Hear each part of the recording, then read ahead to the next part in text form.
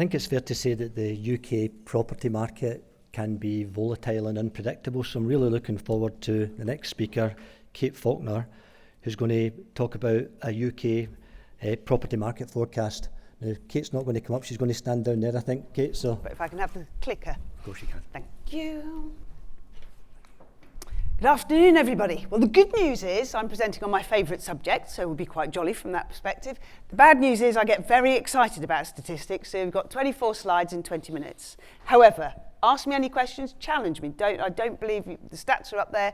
If you think differently, let me know, and I'll be here until the end of lunch if you've got any other questions. So, what's happening in the property market? Wouldn't that be nice? I'm not particularly good at reading through my slides. I tend to chat and you can read, I assume. So, I'll let you carry on with that. But before we go forward, we've got to go backwards because I think we've got something very wrong. You're very welcome to a copy of the slides, by the way. And that's the reality of what's happened during the pandemic. If the press were to be believed, we had a boom, this massive big boom. And you're right, some properties went up quite a lot in value, but not all of them did. And there's really something that we need to understand when you look at prices historically. And I know you're from all over the place, so I hope something on here makes sense to the area that you're in, because that is increasingly important. So over on the left, where I'm looking at data backwards, I look at the land registry. Utterly useless if you want to know what's happened in the last 6 months, but it's very good for looking at what's actually happened to prices in the past. And you can see over there, you've got England, Wales and Scotland. If we take the average price, and we get the latest data from Land Registry is June, but again, that's on offers made probably from last year. And we look at the average price back in 2007, which was a height of the market. No idea why anybody does year on year, because unless you're flipping properties, which is a tiny percentage of the market, who cares? We're looking for long-term trends so we can understand, is the market today busy or is it quiet versus the normal trend? So when you look back at this, what this is saying to us is two things. You look at the height of the market when just before everything crashed and credit crunch. You're looking at England was around 57%. You think, oh gosh, that's quite a lot. But that, when I start adding up, 2007 was a long time ago. It wasn't kind of like yesterday. So we're talking many years. And if you see Northern Ireland, when people talk about bubbles, they had the biggest bubble we've ever seen, and it's still going on because Northern Ireland still hasn't recovered to its average price back to that date. And you see a very similar picture over by each of the English regions.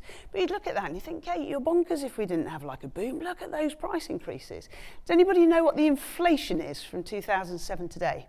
Anybody want to shout out some guesses? Anybody been on too much coffee and desperate to talk to me? Oh, it's all gone very quiet. I'll tell you. So, basically, the reality is the average house price today, whichever way you look at it, in the main, in real terms, is lower than it was back at the height of the crash before. So just to remind you from the previous slide that we had, England just about makes it in. The only reason England is nearly there is because it includes the east, southeast and London. Pretty much everywhere else has not increased higher than inflation at all. And to show you the kind of real difference in that, let's take you through, where should we go? Should we go to the West Midlands? Let's go to the West Midlands because that's where we're close to. So if you look at the West Midlands, the average house price today is 250,000.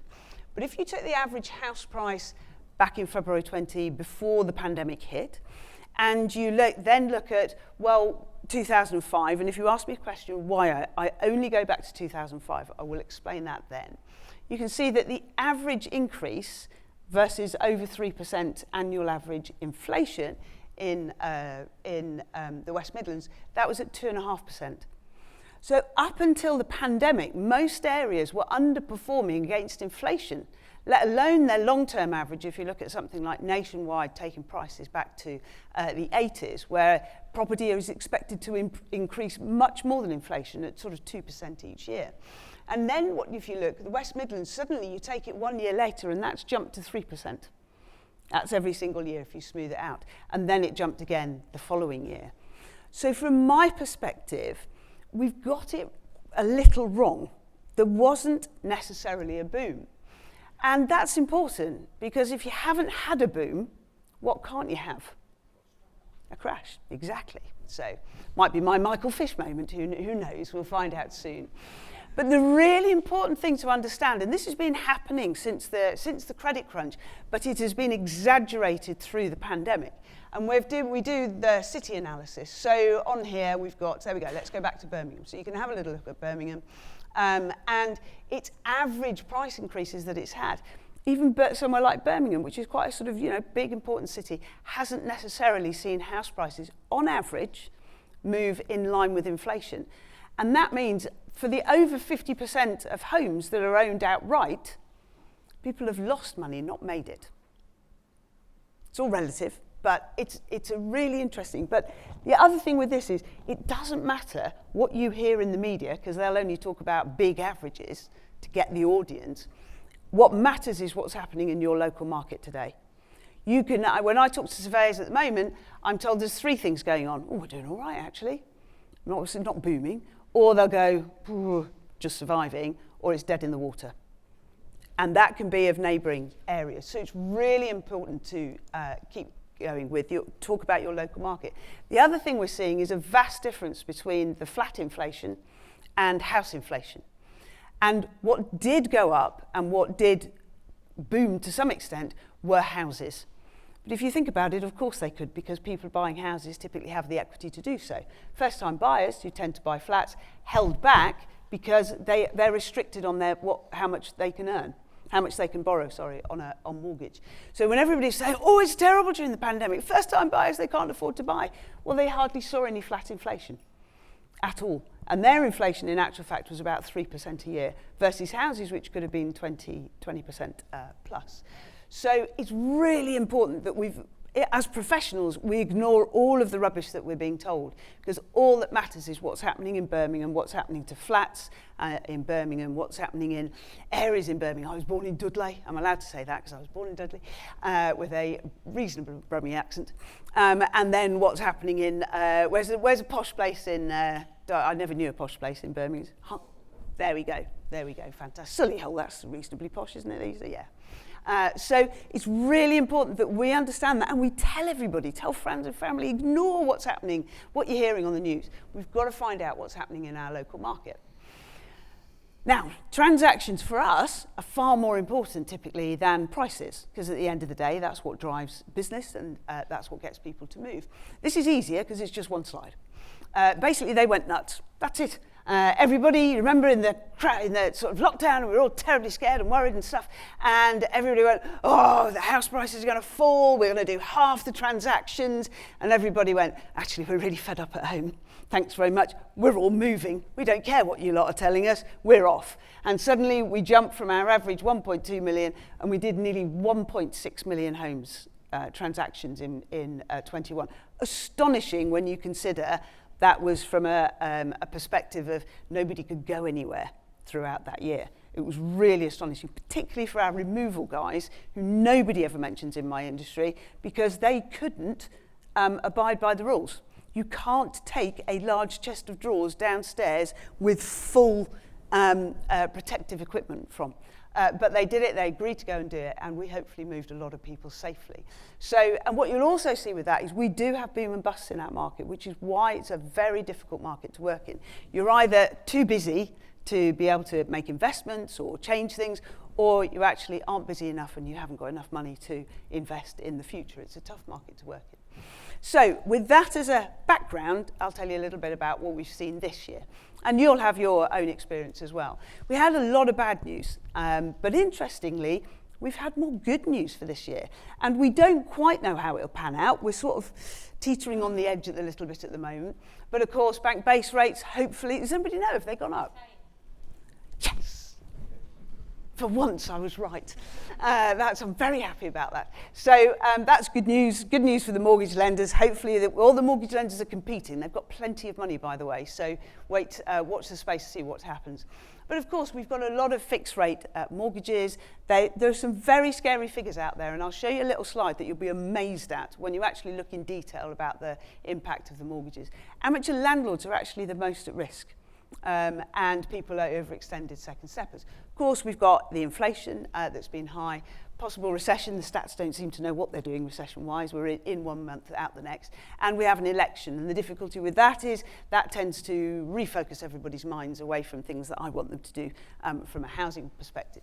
But this is the first time ever, we've gone into a difficult period, difficult economic period, where we've got so much good news. Because everybody that bought since 2014 has been on a repayment mortgage. Not like 100% mortgages or 125% from Northern Rock. Most people aren't affected by the mortgage rates at all because they haven't got one, because we're all getting older, like me. And it's an astonishing figure. So half the buyers out there actually are buying with cash, or they've only got less than a 50% loan to value. So yes, the mortgage rate rises have been tough, but it's also why it hasn't quite crashed the market as people have expected so far. And one of the things that I'm considering, and we won't know for a few years yet, are the days over now whereby the economic performance of the country, which automatically brings the property market down, have they started to divorce because there's so much equity and cash sitting around, and because actually a genius move, I thought it was quite tough at the time, to get people to repay their mortgage from day one, but it saved a lot of people in their homes this year. And a very weird situation, it does not matter if 10% is wiped off every single house price across the country. It will make no difference to anybody. Whereas before, that would have been a disaster and led to lots of repossessions. Repossessions is what crashes a market down to falls of 20%. So cash very much king. This is some great data from Nationwide. Not a surprise, cash are king. First-time buyers have actually held up really well this year. And then you've got the buy-to-let and then the home movers who were the transactions. Now you'll see they're comparing everything to 2019. No property figures, transactions or price-wise, should be compared to last year, the year before, or the year before that. None of them were normal years. So we take either 2019 as a measure, or we'll typically, where we can, we take an average from 2017 to 19. So you can see here, you can kind of see the guys that are doing. A lot of these figures, though, are still, that the mortgage market is being hit very, very hard. But when you actually look at the sales agreed for the first half of the year, and the ones that were going through, we were actually only 6% down sales-wise versus the 2017 to 19 average, which, considering all the headwinds, was astounding. Kind of all changed after things hit 5%, but we'll go through that in a minute. So don't believe a lot of the figures that you're reading, because things up until now haven't been quite so bad, depending where you are. So how are people surviving having to pay 6 to 7% mortgage rates? Well, what they're doing is those flats are actually pretty good value for now.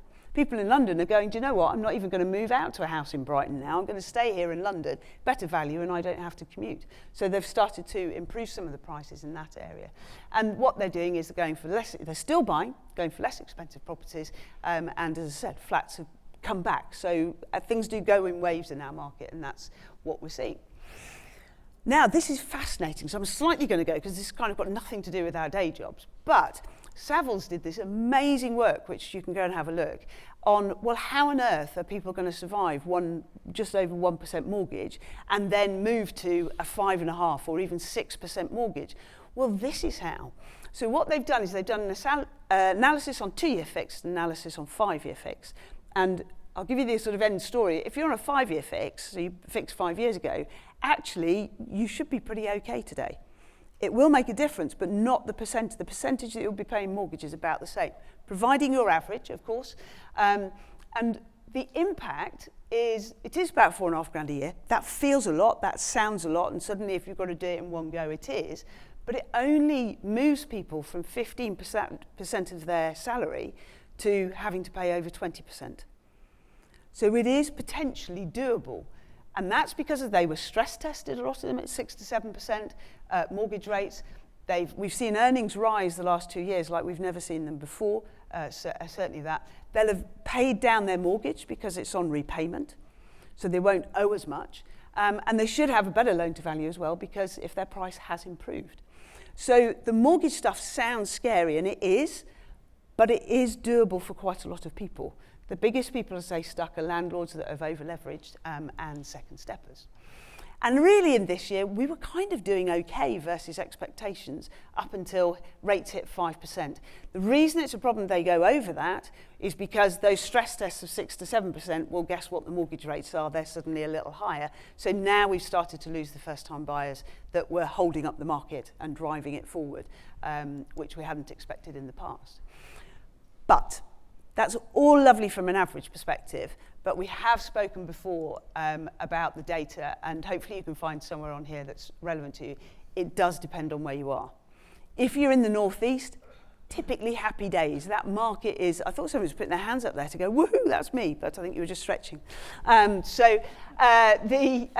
you're in the northeast and some areas, actually you'll be going, what are you talking about? We're actually doing all right. And those are the surveyors that are telling me they're doing fine. But of course, if you're where I'm from, which is Nottingham, you'll really feel the pain. And we are seeing very, very different things from a volume perspective as well as from a price perspective, which is why the only people really can tell you what's happening in a local market now is your agent. Love them or hate them, learn to love them. They're the ones that can tell you what's happening. So what's likely to happen for the rest of this year? Certainly from a transaction front, which I felt was better to talk about today, we're expecting about 1 million sales. That's better than some of the forecasts, and that's against a normal year of about 1.2 million on average.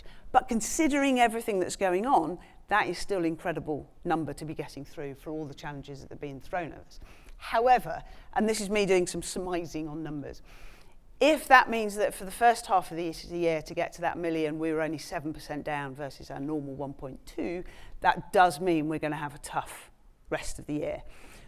Talking to some people now, I know that usually sort of end of June, July, everything when it hit that 5%, a lot of people started, oh, hang on a minute, let me just go and check my numbers, let's see what's happening, and held off. And from there, the last 2 or 3 weeks, we are hearing a pickup in sales activity. So I think September and October will probably do better than the summer. We won't do as well as the first half year, but actually I think November and December will be very, very quiet. So I can't do much about that, but that's how it is. So we could be seeing some big figures, but know that overall, if we do 1 million sales this year, that is absolutely astonishing considering everything that we've been pushed at. So we're expected to be around 5 to 10% down. If the rates don't go up, as they hopefully haven't today, then we may get away with about 5%, which again would be a miracle. But remember, that will be, some properties aren't dropping at all, some might drop by 15%. So it really, really depends on the property and the area you're in.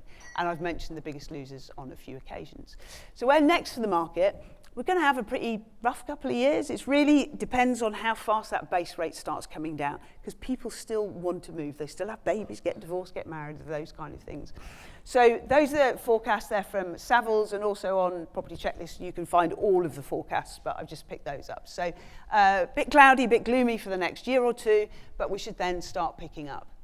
From a price perspective, more importantly from transactions, we're looking at really 25 before we get back to our 1.2 million, but we should do about, I expect if rates do start coming down now, we'll go back up to about 1.1. And then from a transaction perspective, Savills are the only people that do this. And actually, interesting, they made a bit of a mistake this year. They said that the reason we'll fall to 870,000 when Zoopla was saying we'll do 1 million transactions was because they thought first-time buyers would be decimated. But to be fair to all of us, or to be fair to them as well as everybody, we've completely forgotten first-time buyers were the easiest to stay at the rate they were because they'd been stress tested since 2014 at 6 and 7% interest rates. So, or mortgage rates. So they were fine with rates going up. It was everybody else that had kind of forgotten what it was like in early 2000 before. So that's what their forecasts are.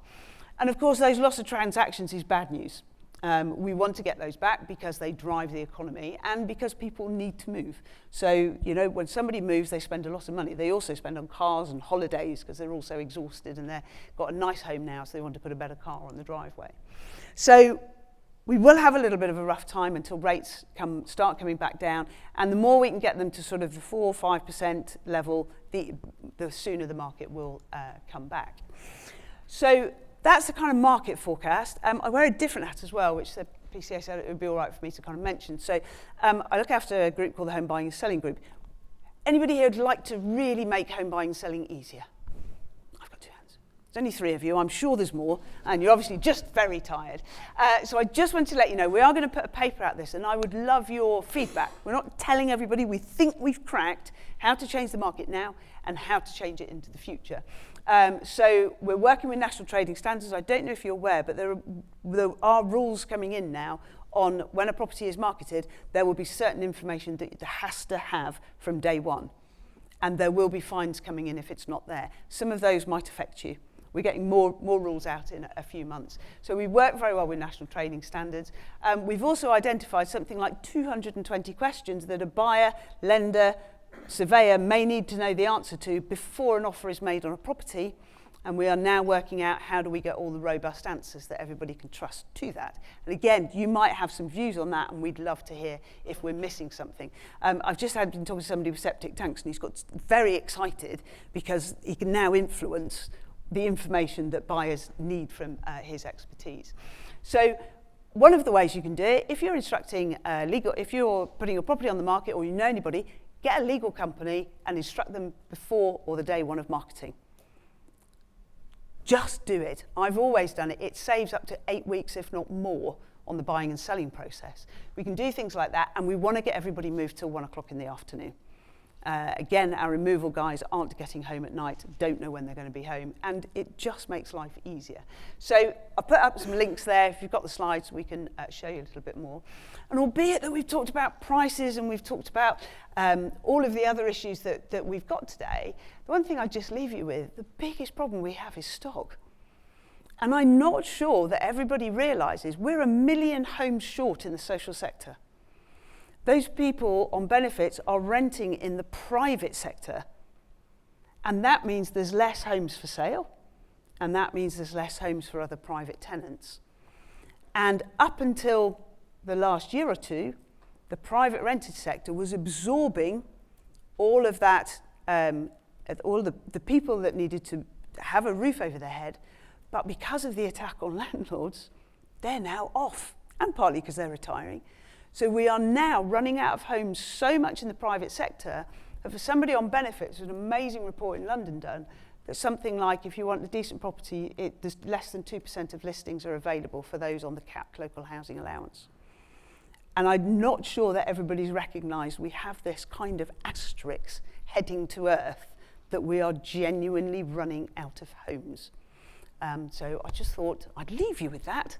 But if you've got a home now, good news, you'll be safe. How's that?